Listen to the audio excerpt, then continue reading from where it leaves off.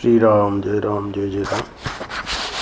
श्री राम जय राम जय जय राम। श्री राम जय राम जय जय राम। श्री राम जय राम जय जय राम। ईश्वर दो नहीं होता। 10 दिसंबर, कल 9 दिसंबर का था। कायरता सबसे बड़ा पाप है। सरल था तो उसको आप लोग पढ़ लीजिएगा। आज का पृष्ठ है, आज का भी पृष्ठ विभूति योग से ही है। कल का जो था वो भी विभूति योग से था। तो आज परम पूज्य महाराज जी बहुत महत्वपूर्ण बात बताने जा रहे हैं आज के पृष्ठ में। ये शीर्षक क्यों कहा ईश्वर दो नहीं होता? ये इसलिए कहा कि लोगों को ये न लगे कि भाई सन्यासी लोग जो करते हैं साधना तो उनको जो प्राप्ति होती है कोई विशेष प्राप्ति होती है, और हम लोग जो हैं गृहस्थ हैं तो हम लोगों को तो वो प्राप्ति नहीं हो सकती। इसलिए आज का शीर्षक है कि ईश्वर तो एक ही है। वो चाहे सन्यासी प्राप्त करे चाहे गृहस्थ प्राप्त करे, ईश्वर दो नहीं होते, ईश्वर एक ही होता है। तो आज के पृष्ठ में महाराज जी समझाएंगे कि जो निवृत्ति धर्म है, यानी जो त्याग वैराग्य, तो वो निवृत्ति धर्म वालों की इतनी महिमा शास्त्र में क्यों है उसको बताएंगे। और उस महिमा को पढ़ के या सुन के ही हमको ये संभावना है कि इस प्रकार की मन में बात आवे कि भाई उनकी जो प्राप्ति है वो तो हमको, यानी वो जो प्राप्त कर ले तो वो तो हमको नहीं प्राप्त हो सकता। उस भ्रांति को महाराज जी आज इस पृष्ठ के द्वारा हटाना चाह रहे हैं। क्यों यह हटाना क्यों जरूरी है? क्योंकि एक हीनता का भाव आता है। इसको अंग्रेजी में कहते हैं इन्फीरियरिटी कॉम्प्लेक्स। इन्फीरियरिटी कॉम्प्लेक्स अपने आप में बहुत बड़ा विघ्न बाधा है। अध्यात्म मार्ग में आगे बढ़ने के लिए अगर हम हीनता का भाव लिए हुए हैं, कोई भी हो, चाहे सन्यासी हो चाहे गृहस्थ हो, किसी भी आश्रम का, ब्रह्मचर्य वानप्रस्थ, तो वो जो है वो स्वयं में इतना बड़ा प्रतिबंध है, विघ्न है कि वो उस व्यक्ति को, हालांकि उसमें सामर्थ्य है, उसमें हर प्रकार की योग्यता है, पर वो हीनता की भावना जो है वो ही उसको आगे नहीं आने देगी। तो आज के पृष्ठ में उस हीनता की भावना को महाराज जी शास्त्रीय ढंग से निकाल रहे हैं। ऐसे नहीं कि भाई आश्वासन दे रहे हैं हम संतुष्ट हो जाएं, हम उसमें हमको उत्साह बढ़े, इस दृष्टि से नहीं। महाराज जी शास्त्र की बात को बिल्कुल स्पष्ट करके बताएंगे कि शास्त्र का दृष्टिकोण क्या है। क्योंकि गीता भाष्य जब लिखना पड़ा भगवान शंकराचार्य जी को, तो उसके पहले उन्होंने भूमिका लिखी, और उस भूमिका में इस बात को लिया है कि दो प्रकार के धर्म हैं, प्रवृत्ति धर्म और निवृत्ति धर्म। तो ये जो है, जब सृष्टि ब्रह्मा जी ने बनाई तो उस सृष्टि के बनाने के साथ ही इन दोनों धर्मों का जो आचरण करने वाले महापुरुषों का भी प्राकट्य किया। तो ये सनत, सनंदन, सनत कुमार आदि, इनको निवृत्ति धर्म में ही ब्रह्मा जी चाहते थे कि वो उसमें लगे, और मरीचि आदि जो है वो प्रवृत्ति धर्म है। तो ये जो है सृष्टि के मूल में ये प्रवृत्ति धर्म और निवृत्ति धर्म बने हुए हैं, और उसी की परंपरा, जैसे कि आम का वृक्ष और नीम का वृक्ष, तो ये दो बीज जो है, एक कड़वा है एक मीठा है, तो वो शुरू से ही है। ऐसा नहीं है कि बाद में बने। तो अब वो आम का वृक्ष की परंपरा, उसमें आम ही लगते चले जाएंगे, और नीम की परंपरा में नीम ही लगता चला जाएगा। तो प्रवृत्ति धर्म वाले, क्योंकि उसमें ब्रह्मा जी ने राग को वहाँ रखा मुख्य रूप से, तो राग वाले प्रवृत्ति धर्म के द्वारा ही ईश्वर की प्राप्ति में उनका जो है मार्ग स्वयं वहाँ ब्रह्मा जी ने इसका विधान कर दिया कि आप लोगों को अब ये कभी नहीं सोचना है कि भाई हमको प्रवृत्ति छोड़ के निवृत्ति में लगना पड़ेगा। प्रवृत्ति करते करते ही अंतःकरण शुद्ध होगा, पर उस प्रवृत्ति करने में क्या करना पड़ेगा वो आनंद रस रत्नाकर के कई पृष्ठ हैं जिसमें ये बातें आएगी। मयि सर्वाणि धर्माणि संन्यस्त अध्यात्म चेतसा निराशी निर्ममो भूत्वा युद्धस्व विगत ज्वर। एक पृष्ठ आया है, श्याम जी को बहुत पसंद है वो।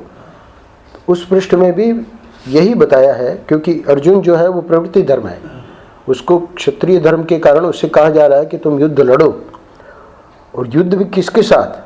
सामने दादा है, गुरु है, इनके साथ। यानी ये कितना कठिन कार्य है।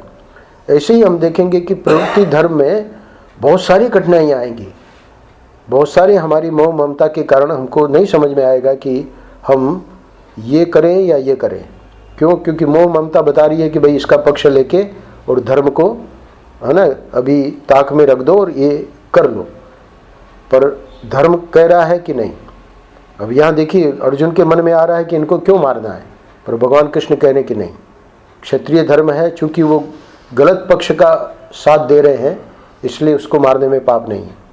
तो वहाँ तो मारने मरने की बात हो रही है। यहाँ तो हम लोग छोटी छोटी बातों में झूठ बोल के, पक्षपात करके, है ना, अपने प्रवृत्ति धर्म में भी हम लोग जब गलती कर जाते हैं तब फिर ईश्वर का मार्ग। एक तो मैंने बताया हीनता, तो हीनता हटाने के लिए महाराज श्री आज बताएंगे कि ईश्वर दो नहीं होते।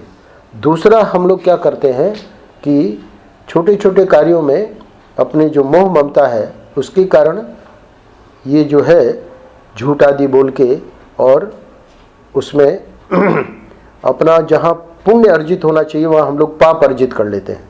तो पाप का फल होता है दुख। बाद में हमको पता चलता है कि जिसका पक्षपात किया, जिसके प्रति हमने इतने, है ना, गलत कार्य किए, वही हमको दुख देता है। ये पूरा समाज आप देखो, लोगों को समझ में नहीं आ रहा है धर्म की। इसीलिए कल महाराज ने धर्म का, कल का पृष्ठ आप लोग जरूर पढ़ लेना, हम लोग कर नहीं पाए। कल धर्म के ऊपर बहुत ज़्यादा जोर दिया महाराज। आखिरी पैराग्राफ है कल का। असल में बात यह है कि जब जिस जाति में, जिस संप्रदाय में, जिस देश में अंतःकरण शुद्धि का भाव शिथिल हो जाता है, साधना का भाव शिथिल हो जाता है ना, यानी धर्म का भाव शिथिल हो जाता है, उस देश में फिर वीर भी पैदा नहीं होते। आज हम देख रहे हैं भारत की क्या दुर्दशा है, क्या हो रहा है पार्लियामेंट में, है ना। तो ये बहुत ही मतलब दुर्भाग्य की बात है, क्योंकि जब अंतरंग, अब एक समय था लाल बहादुर शास्त्री जैसे, है ना, जब हमने पाकिस्तान के साथ मुकाबला किया, सब पूरा देश उनके साथ लग गया। बोले एक समय खाना है, बोले सब एक समय भोजन करेंगे। और आज देखो क्या है, आपस में ही लड़ रहे हैं, कुत्ते जैसे लड़ते हैं, है ना, गली में, ऐसे हो। बहुत दुर्भाग्य की बात है। पर महाराज स्पष्ट कह रहे हैं कि जहाँ ये धर्म पे ही नहीं व्यक्ति अडिग रहेगा तो देश में फिर वीर भी पैदा नहीं होते। क्योंकि जब अंतरंग ही निर्वीर्य हो गया तो बाहर से वीर एवं शौर्य आवेगा कहाँ से। अतएव जीवन में धर्म की भावना को प्रबल रखना चाहिए। तो मैं बता रहा था कि एक तो हीनता की भावना ना आवे, उसके लिए परम पूज्य महाराज श्री आज बताएंगे कि हमें प्रवृत्ति धर्म में जितना यथाशक्ति, है ना, अपने ईमानदारी के साथ आगे बढ़ते रहना है और हीनता का भाव ना आवे। और प्रवृत्ति धर्म में भी जब हम ईमानदारी से अपनी साधना करेंगे तब जाके अंतःकरण शुद्ध होगा। और तब हमारे में अब अपने को तो कोई ऐसी बात नहीं है कि भाई देश की जिम्मेवारी है, पर देश बना कैसे है। दीवार बनती है एक एक ईंट से, ऐसी हर इकाई, हर व्यक्ति जो है वो देश बना रहा है। तो हम एक एक ईंट जब मजबूत रहेगी तो दीवार मजबूत रहेगी। तो अपने में हम जब लाएंगे वीरता तो दूसरे में भी, दूसरों को भी प्रेरणा मिलेगी। तो यही एक तरीका है। संतों ने इसी का अनुसंधान किया और यही उनको पता लगा कि आज भी पूरे देश में कहीं भी आप चले जाओ, घनश्याम तो घूमते रहते हैं, हर जगह आपको कोई न कोई संत मिलेंगे। और ये जो भारत की संस्कृति आज जीवित है वो इन संतों के कारण है। क्योंकि कोई ऐसा गांव नहीं है, कोई ऐसा शहर नहीं है जहाँ पर संत नहीं है। तो वो प्रेरणा देते रहते हैं। उससे क्या है कि लोगों में कि भाई हमको धर्म का आचरण करना है, हमको अपना जीवन ठीक बनाना है। तो उस दृष्टि से आज भी कोई निराशा वाली स्थिति नहीं है। यद्यपि कुल मिला के देखें जो रेडियो और अखबारों में, तो वो तो यही लगता है कि कहीं, क्योंकि वो लोग तो कोई अच्छी न्यूज़ छापते ही नहीं है, उनका तो अखबार ही तब बिकेगा जब सब ये इस प्रकार के, हाँ, तो वो ठीक है, वो अपना काम कर रहे हैं। पर हम देखते हैं कि समाज में आज भी घनश्याम जिस संत से जुड़े हुए हैं ना। ऐसे ही छोटी छोटी जगह अपने साईं का परिवार देखिए, फिर इधर राजेश्वरानंद जी आए हैं, है ना, रामायण की कथा कर रहे हैं, इतने लोगों को आनंदित कर रहे हैं। अभी अपना आराधन उत्सव हुआ। तो इन चीज़ों से पता लगता है कि संतों ने इस संस्कृति को जीवित कर रखा है। अब ये जो भोगी लोग हैं, जो बिल्कुल मतलब अर्थ प्रधान लोग हैं, तो वो तो अपने हिसाब से चलेंगे, उसको हम लोग उसको सुधार नहीं सकते, क्योंकि कलयुग है ना। तो कलयुग का अपना धर्म है, कलयुग इस युग का राजा है। युग धर्म नहीं चाहेगा कि कोई सात्विक बने, क्योंकि हर एक युग को अपनी अपनी उसकी वो रहती है। कलयुग को ब्रह्मा जी ने वर दे रखा है कि तुम्हारे इसमें रजस और तमस प्रधान ही लोग रहेंगे। तो उस वर के कारण कलयुग को क्या है कि जहाँ पर कोई सात्विकता ऊपर उठती हुई दिखेगी तो वहीं पर वो अपने एजेंट भेजेगा कि अब वहाँ जड़ें उखाड़नी है। क्यों? क्योंकि वहाँ उसको खतरा है कलयुग को। कलयुग सफल ही तब होगा जब रजस और तमस, यानी आज समाज में जिन लोगों का, जो हम लोग रेडियो और टीवी और इसमें जो देख रहे हैं अखबारों में, उन लोगों की प्रधानता रहने से ही तो कलयुग का सफलता मिलेगी। तो आप देखेंगे कि जो धार्मिक जो संस्थान है, तो उनमें भी जब हम अंदर प्रवेश करेंगे तो पता लगेगा कि यहाँ भी गलत लोग हैं, यहाँ पर भी, यानी तो वो कौन है गलत? वो कलयुग के भेजे हुए एजेंट हैं, क्योंकि कलयुग नहीं चाहता कि ये सात्विकता यहाँ ठीक तरह से आगे बढ़े। तो ये संतों का बहुत बड़ा अनुसंधान है, तो इसलिए निराश नहीं होना चाहिए। वो अपना कलयुग काम कर रहा है, इसलिए साईं ने कहा कि थोड़ा बीच में हंसा दो, ताकि कलयुग को लगे कि हाँ भाई यहाँ तो हमारे लोग ही हैं, है ना। पर हमने कहा श्याम जी को कि वो अब तुम तो मनोहरी के बारे में बताओगे, पर हमारी पृष्ठ का क्या होगा? क्योंकि हम लोग उसी धारा में बह जाएंगे। हंसी मजाक का वैसे हम लोगों को भी तो ये हो गया ना, एक रुचि भी हो गई, एक स्वभाव भी हो गया। पर अब यहाँ आकर भी, गोपालगढ़ में भी आकर हंसी मजाक करके चले गए, तो फिर क्या फ़ायदा हुआ, है ना। और ये देखो कितनी दूर से आई है बेचारी, रायपुर से, है ना। श्याम जी को तो यहाँ बैठे हैं, इसलिए कुछ इसका मूल्य ही नहीं है। आए नहीं आए, है ना। स्वामी जी का तो काम है कि भाई ये अपना उनको दुकान चलानी है।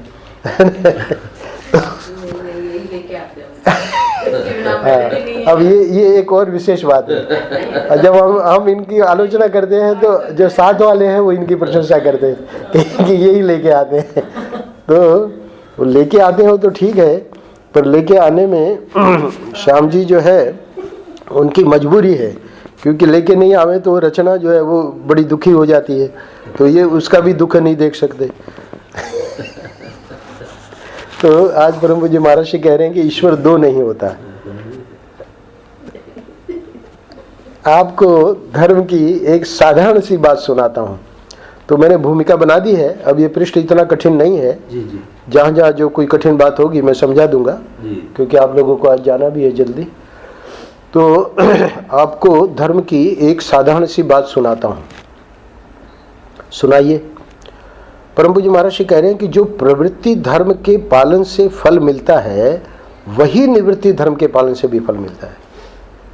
तो ये धर्म की एक जो साधारण सी बात महाराज जी ने सुनाई है, तो फल को लेकर सुनाई कि प्रवृत्ति धर्म आप लोग कर रहे हैं, निवृत्ति धर्म हम कर रहे हैं। तो महाराज जी कह रहे हैं कि फल जो गोविंदानंद जी को मिलेगा वही श्याम जी को मिलेगा। तो श्याम जी कहेंगे कि तब तो फिर ये तो बहुत ही बढ़िया हो गया, स्वामी जी तो बार बार कह रहे हैं संन्यास ले लो, संन्यास ले लो, जरूरत क्या है? जब महाराज जी झट से 10 दिसंबर का पृष्ठ खोल के दिखा देंगे, है ना। हम अब आगे कभी भी कहेंगे संन्यास ले लो तो पुस्तकें यहाँ रखी रहती है, तो अब वो 10 दिसंबर का याद रखेंगे, है ना। झट खोल के दिखा देंगे कि महाराज जी की बात, है ना, आप समझते नहीं हो और हमको संन्यास के लिए कहते हो। तो बात बिल्कुल महाराज जी ठीक कह रहे हैं, हम भी नहीं देंगे संन्यास, है ना। विनोद करते हैं, संन्यास क्यों देंगे? क्योंकि रामसुखदास जी के पास एक गए थे अरुण करके, अरुण गाड़ोदिया हमारे यहाँ आए थे गोपालगढ़। तो उनके माता पिता ने कहा कि भाई शादी करो। उसका मन नहीं था शादी करने का।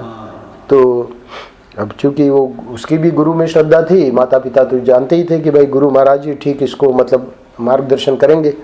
तो फिर अरुण को माता पिता ने कहा कि अच्छा अगर गुरु जी कह देंगे, ऐसा नहीं है कि उन्होंने पहले गुरु जी को समझा दिया कि उसको भाई आप लगा दें गृहस्थ आश्रम में, ऐसा नहीं, बिल्कुल ईमानदारी से बोले कि तुम जाओ गुरु के पास और तुमको अगर गुरु कह दे कि भाई नहीं शादी करनी है तो हम मान जाएंगे। गया वो, उसको तो पता ही था कि स्वामी जी क्यों कहेंगे, गृहस्थ आश्रम में जाने के लिए स्वामी जी क्यों कहेंगे। तो गया और उसने कहा कि ऐसे ऐसे है और हमारा विचार जो है भजन करने का है और हमको गृहस्थ आश्रम में प्रवेश नहीं करना है और माता पिता कह रहे हैं कि आप कहोगे तो वो मान जाएंगे। तो राम सुखदास जी ने कहा कि बेटा हमारा यही कहना है कि तुम शादी कर लो। अब वो तो आश्चर्यचकित हो गया कि यानी जिस आशा से वो आया था कि ये बस हाँ कर देंगे और हम अपना भजन में लग जाएंगे, तो अब उसका अब दिमाग न काम करे। चलो भगवान ने उसको बुद्धि दी। बोले अच्छा महाराज जी क्षमा करें, मैं आपको एक प्रश्न पूछना चाह रहा हूँ। और उन्होंने पूछा राम सुखदास जी को, अपने गुरु जी को, कि आप हमें शादी करने के लिए कह रहे हैं तो आपने क्यों नहीं शादी की। प्रश्न बहुत महत्वपूर्ण था और राम सुखदास जी का उत्तर भी जबरदस्त था। बोले बेटा चूंकि हमने शादी नहीं की इसलिए हम तुमको बता रहे हैं कि तुम शादी कर लो। तो ये क्या है, महाराज श्री कह रहे हैं प्रवृत्ति धर्म निवृत्ति धर्म के पालन से फल एक ही मिलता है, तो इसलिए व्यक्ति को गड़बड़ नहीं करनी चाहिए। आगे बताएंगे महाराज श्री कि एक राग प्रधान होता है, एक है ना वैराग्य प्रधान होता है। ये अलग अलग अंतःकरण भगवान ने पहले से बनाए हुए हैं। तो राग प्रधान अंतःकरण को प्रवृत्ति ही सूट करेगी, वो जो है निवृत्ति में जाएगा तो फेल हो जाएगा। और वैराग्य प्रधान वाले को जबरदस्ती कहो कि भाई तुम गृहस्थ आश्रम में जाओ तो उसका गृहस्थ आश्रम बिल्कुल चौपट हो जाएगा। क्योंकि वहाँ कहते हैं संत लोग कि आपको भूख नहीं लगी हो तो थाली जूठी नहीं करनी चाहिए, क्योंकि भोजन आपका मतलब कुत्ते खाएंगे ना। तो निवृत्ति धर्म वाले को बहुत जरूरी है, इसलिए गुरुओं को देखना पड़ता है कि अगर निवृत्ति धर्म प्रधान है और उसको जबरदस्ती गृहस्थ धर्म में भेजा जा रहा है तो उनके मतलब समझो संतान भी हो गई है ना। देवी जी का क्या होगा तो देवी जी समझ पाएंगी, क्योंकि ये तो अपना छोड़ छाड़ के चले गए है ना। तो इसलिए ये भी बहुत इम्पोर्टेंट है। राग और वैराग्य प्रधान ये जो दो अंतःकरण बनाए हैं भगवान ने, तो उनको उसी हिसाब से गुरु लगाते हैं। हो क्या रहा है कि मनमानी व्यक्ति कर रहा है, वो गुरु का नहीं मान रहा है। हमको प्रवृत्ति में अंदर है, रस भी है, अंदर थोड़ा मतलब वासना भी है और हमको लगता है कि ये बढ़िया है ना। इसमें तो सब सुबह पहले आ जाते हैं लोग है ना, रचना बना के ला रही है, इधर अपना घनश्याम आ रहे उधर से, उधर रायपुर से इधर आ रही है लतिका, इधर ये अपना दिल्ली से आ रहे हैं। बोले ये बहुत बढ़िया है। महाराज जी को कहा ना कि इसमें तो बड़ी मौज है। वो नवयुवक ने ट्रेन में देखा महाराज जी की क्या लोग है ना माला पहना रहे हैं, और उधर स्टेशन के ऊपर ही मतलब साईं का परिवार। तो अब नवयुवकों को तो पता नहीं था, वो तो साथ में को ट्रेवलर थे।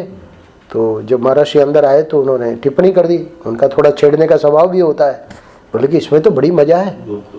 तो महाराज जी भी बोल उठे, बोले फिर देर क्यों करते हो, इसमें मजा तो ये क्या है कि ये जो बाहर जो दिखता है ना तो उससे लगता है कि इसमें बड़ी मजा है, पर स्वामी जो उठ के जो साधना करते हैं और जो तो वो करने को जब पता करने को कहेंगे तो श्याम जी कहेंगे कि भाई वो तो नहीं, ये जो आपको जो माल आता है वो चाहिए हमको पर वो साधना जो आप कर ये कह रहे रिकॉर्ड हो रहा है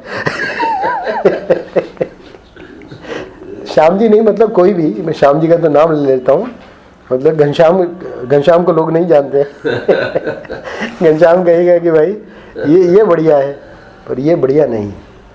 इसके लिए जो क्योंकि ठाकुर जी भी देखते हैं ना, और वो महाराज सिंह का हाथ काट दिए गए उसमें स्पष्ट लिखा है। हाँ, क्योंकि वो व्यक्ति जो था उसको बस आने लगा सामान। अब वो जो कि कर्म कर सकता था उसको भिक्षा मांगनी थी, भिक्षा मांगने में उसको शर्म आती थी, तो चलो वहाँ बैठा रहा। ठाकुर जी ने कुछ ऐसी लीला करी कि आने लगा सामान आने लगा। और फिर वो चोरों ने चोरी की, बोले कि यहीं छुपा दे, तो वहीं उसी के उसमें छुपा दिया। फिर बाद में वो राजाओं का समय था, जब सामान मिला तो पकड़ा गया। तो हालांकि चोरों ने छुपाया था, उसने तो चोरी करी नहीं थी, पर उसी को ले गए पकड़ के और उसके हाथ काट दिए गए। तब उसने भगवान को पूछा कि हमारे हाथ क्यों काटे गए। तब भगवान ने उत्तर दिया कि जो हाथ तेरे को काम करने के लिए दिए थे, यानी वो व्यक्ति निवृत्ति मार्ग का वो नहीं था, अधिकारी नहीं था, तो इसलिए उसके हाथ काट दिए गए।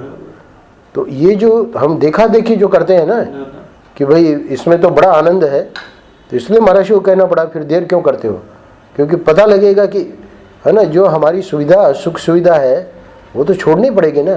अब आजकल क्या हो रहा है कि संन्यास आश्रम में व्यक्ति तभी प्रवेश करता है जब उसको पता लग जाता है कि हाँ यहाँ की हमको मेहनती मिल जाएगी, यहाँ हमारा बिल्कुल सुख सुविधा हमारी बल्कि अपने जिस आश्रम में है उससे भी बढ़िया है, तब वो संन्यास लेता है। ये संन्यास नहीं है। संन्यास जो असली संन्यास है वो महर्षि बताएंगे। यदि तुम्हें ऐसा लगता है कि हम गृहस्थ धर्म का पालन करते हैं और बाल बच्चे भी रहे, धन भी रहे, और हम सब अनासक्त निष्काम भाव से अपनी साधना करते हुए परमात्मा को प्राप्त करें, तो शास्त्र की दृष्टि से इसमें कोई आपत्ति नहीं है, बल्कि ठीक है। गृहस्थ को भी वही ईश्वर मिलता है जो सन्यासी को मिलता है, क्योंकि ईश्वर दो नहीं होते। फिर से मैं पढ़ रहा हूँ, यदि तुम्हें ऐसा लगता है कि हम गृहस्थ धर्म का पालन करते हैं और बाल बच्चे भी रहें, धन भी रहे, और हम सब, ये बहुत इंपॉर्टेंट है, हम सब अनासक्त निष्काम भाव से अपनी साधना करते हुए परमात्मा को प्राप्त करें, अगर ये भाव है तब तो शास्त्र की दृष्टि से इसमें कोई आपत्ति नहीं है। अब वो बाल बच्चे और धन और ये सब है, उसके लिए शास्त्र कोई आपत्ति नहीं कर रहा है। क्यों? क्योंकि तुम अनासक्त हो, तुम निष्काम भाव से अपनी साधना कर रहे हो और परमात्मा को प्राप्त करने में लगे हुए हो, है ना। तो इसलिए गृहस्थ को भी वही ईश्वर मिलता है जो सन्यासी को मिलता है, क्योंकि ईश्वर दो नहीं होते। अब इसके संबंध में एक रहस्य और है, वो क्या है वो भी बता दीजिए। कोई पूछे कि धर्म दो प्रकार का क्यों बताया, अगर एक ही ईश्वर मिलना है तो फिर धर्म को दो प्रकार का क्यों बताया, उसका समाधान कर रहे हैं महाराज। क्योंकि प्रवृत्ति धर्म निवृत्ति धर्म, मैंने कहा ना गीता के शुरू में ही भगवान ने, भाष्यकार ने लिखा है कि ब्रह्मा जी ने जब सृष्टि बनाई तब ये दोनों धर्मों को प्रवृत्त किया। तो अब देखिए ब्रह्मा जी के सामने क्या समस्या थी। धर्म दो प्रकार के इसलिए बताए जाते हैं कि किसी किसी के अंतःकरण में सहज वैराग्य होता है और किसी किसी के अंतःकरण में सहज राग होता है। अतएव यह दो फल के लिए दो धर्म नहीं है ना, कि इसको तो कोई ऐसा ईश्वर मिलेगा जो कि यानी जो प्रवृत्ति धर्म वाले के ईश्वर से बहुत जबरदस्त है, ऐसा नहीं। दो फल के लिए दो धर्म नहीं है, फल तो एक ही है ईश्वर, और वो दो नहीं होता। तो फिर ये दो धर्म क्यों हो गए? यह दो अधिकारी के लिए दो धर्म है, एक वैराग्य प्रधान है, एक राग प्रधान है, दो अधिकारी हो गए। तो वैराग्य प्रधान को निवृत्ति धर्म और राग प्रधान को प्रवृत्ति धर्म। तो दो अधिकारी के लिए दो धर्म है। फल को लेकर कि ये फल अलग अलग मिलेगा, वो इसलिए ये दो धर्म नहीं है, क्योंकि फल में तो भेद ही नहीं है। अब एक दो और प्रश्न है, उसको भी महर्षि अपनी ओर से उठा के और समाधान कर रहे हैं। बोले भाई इसमें वैराग्य श्रेष्ठ है और राग कनिष्ठ है ना। लोग कहते हैं भाई ये जो राग कर रहा है प्रवृत्ति धर्म वाला है, उसकी थोड़ी पूजा होती है, पूजा तो सन्यासी की होती है। तो महर्षि कह रहे हैं कि ये भी कहना कि वैराग्य श्रेष्ठ है राग कनिष्ठ है, यानी कम है, वो राग जो है उसका दर्जा कम है, नीचा है, तो यह बात बिल्कुल नहीं है। तो बोले बात कैसे नहीं है महाराज, स्पष्ट है। नहीं, देखो सुनो, अंतःकरण में जो राग और वैराग्य आता है वह तो भिन्न भिन्न अंतःकरणों का स्वभाव होता है। ये जो अंतःकरणों में मैंने बताया ना, एक आम का वृक्ष है, एक नीम का वृक्ष है, तो जैसे प्रकृति ने बनाया है ना, वैसे वो आम का वृक्ष जो है वो थोड़ी है कि भाई नीम की वो जो निमोडियाँ होती है वो फल आम का वृक्ष थोड़ी देगा, और न नीम का वृक्ष आम का फल दे सकता है। तो ये दोनों तो अपनी अपनी परंपरा में जैसे चल रहे हैं। आजकल ये सब गड़बड़ कर रहे हैं ना, कीनू और फलाना और ढिकाना, ये सब ये विज्ञान का बहुत यानी प्रकृति के साथ छेड़छाड़ है, इसकी कोई ज़रूरत नहीं है। पर आदमी तो आदमी है, वो तो इन कीनों को लेकर क्या, वो तो व्यक्तियों को लेकर भेड़ बनाई है, क्लोन करते हैं ना, क्लोन करके नई विज्ञान तो मतलब ये क्या है, विज्ञान की उपयोग सदुपयोग भी है और दुरुपयोग भी है ना। तो ये एक प्रकार का प्रकृति के साथ छेड़छाड़ करना। प्रकृति का कोप देखिए, चेन्नई में बरसात रुकने का काम नाम ही नहीं ले रही है ना। तो ये प्रकृति का सर्वत्र है। ये तो चेन्नई का तो मैं नाम ले रहा हूँ क्योंकि अभी है, चल रहा है। पर उधर नेपाल में देखिए, इधर अपना इधर केदार में हुआ प्रलय, तो मनाली में भी लैंडस्लाइडिंग हुआ ना, मनाली का पूरा ब्लॉक हो गया। जो भी है, तो ये प्रकृति का प्रकोप है, क्योंकि प्रकृति इसको सहन नहीं कर सकती। जितना भी ये व्यक्ति जो है छेड़छाड़ कर रहा है, तो खैर, तो मैं ये बता रहा था कि आम का फल आम जो है आम का फल देगा, और नीम जो है नीम का फल देगा। तो इसी प्रकार महर्षि कह रहे हैं फल में तो भेद ही नहीं है। यहाँ जो है, यहाँ तो फल में भेद है, पर वहाँ जो है प्रवृत्ति धर्म निवृत्ति धर्म दोनों जो धर्म का ठीक ठीक आचरण करेंगे तो फल रूप में एक ही बताया गया शास्त्रों में। वहाँ ये नहीं है कि भाई निवृत्ति धर्म वाला जो है उसका ईश्वर कोई विशेष होगा और प्रवृत्ति धर्म वाले को जो ईश्वर मिलेगा वो थोड़ा कम दर्जे का होगा, ऐसा नहीं है। अब सुनिए आगे, यदि कहो कि शास्त्र में निवृत्ति धर्म की महिमा का वर्णन मिलता है और संन्यास वैराग्य आदि सबसे श्रेष्ठ मान्य है, तो अब इसका रहस्य बता रहे महर्षि। इसमें बात यह है कि इस महिमा का वर्णन मुख्य रूप से गृहस्थ लोग ही करते हैं। ये जो महिमा है वो महिमा किनके द्वारा प्रकट हुई है? गृहस्थ लोगों के द्वारा।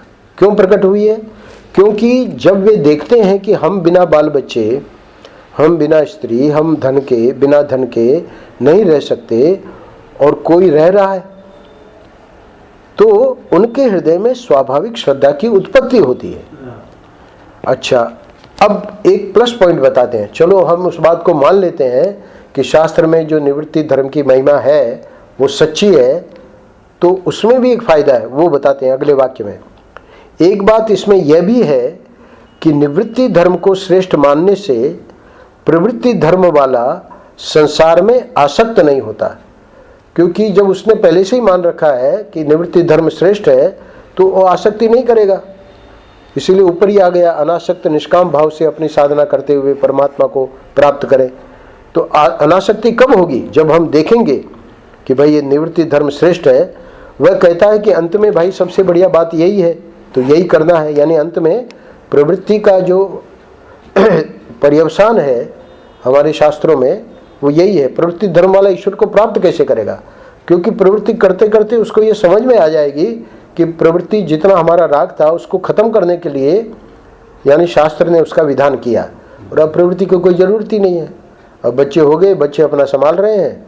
अब मनोहरी को पता है भाई वो अपना मोनू अपनी दिशा में चला गया, नमन को जो भी करना है करेगा, अब अपना हम भजन करें।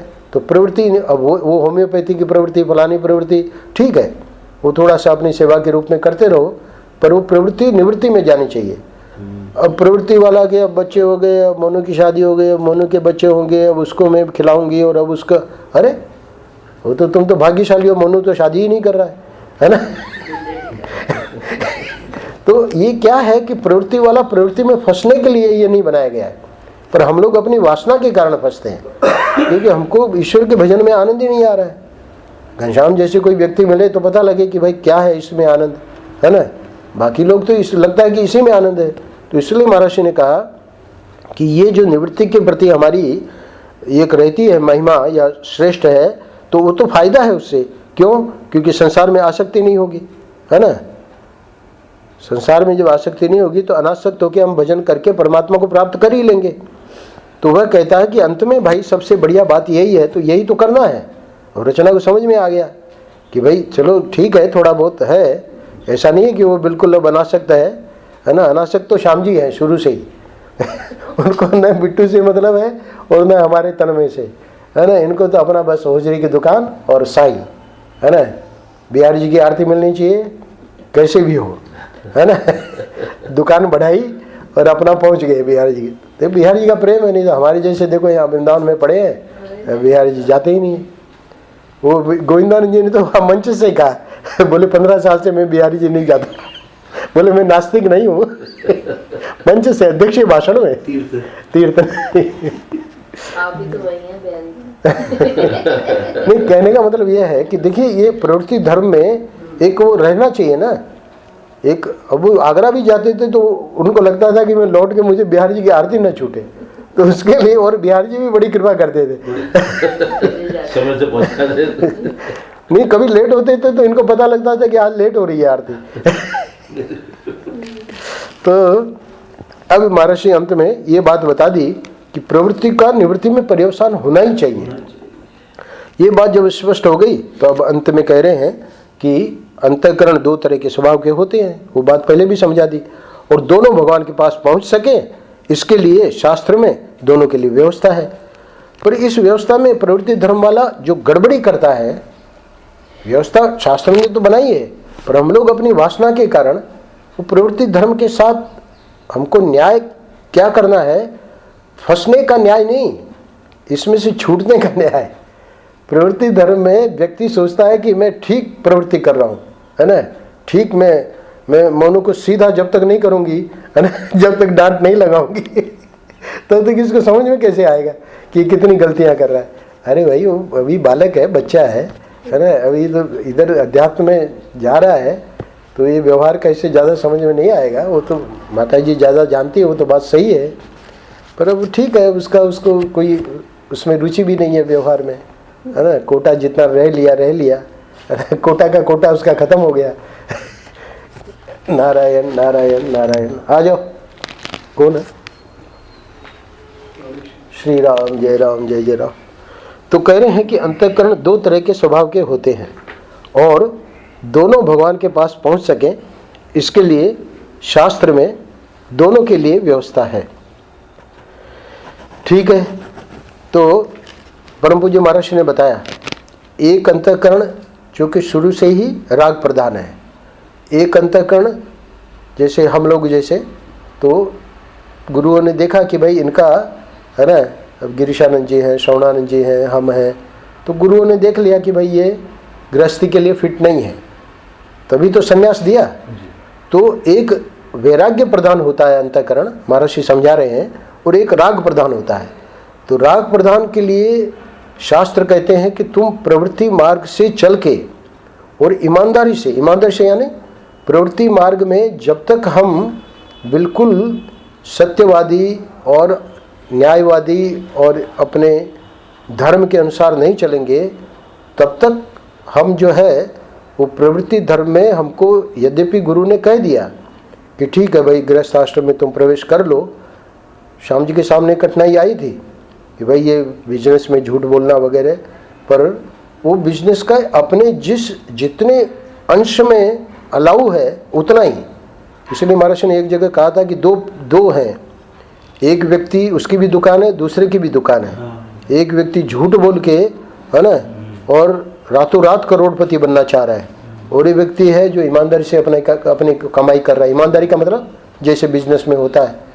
तो अब वहाँ ये फर्क क्यों है? बोले कि एक का वासना का वेग बहुत ज़्यादा है, यानी उसकी वासना इतनी ज़्यादा है कि मैं रातों रात करोड़पति बन जाऊं, कि उसके लिए वो सब गलत कर्म कर रहा है, यानी पाप कर्म कर रहा है, और पाप कर्म का फल आएगा दुख। तो वो जो दुख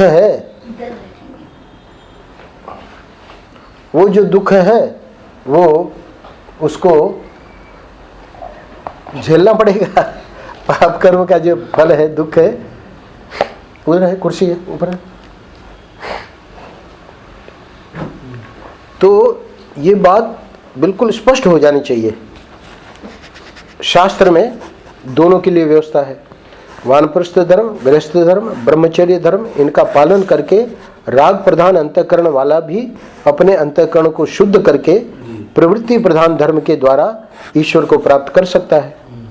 और जिसके अंतःकरण में वैराग्य हो जाए वह संन्यास की ओर जाए, और बिना वैराग्य के घर गृहस्थी छोड़ना नहीं चाहिए, वह आरूढ़ पतित हो जाता है। यानी बिना वैराग्य जो घर गृहस्थी छोड़ देता है तो वो उसका जो है पतित हो जाता है, का मतलब उसका आगे फिर अध्यात्म में प्रगति नहीं होती।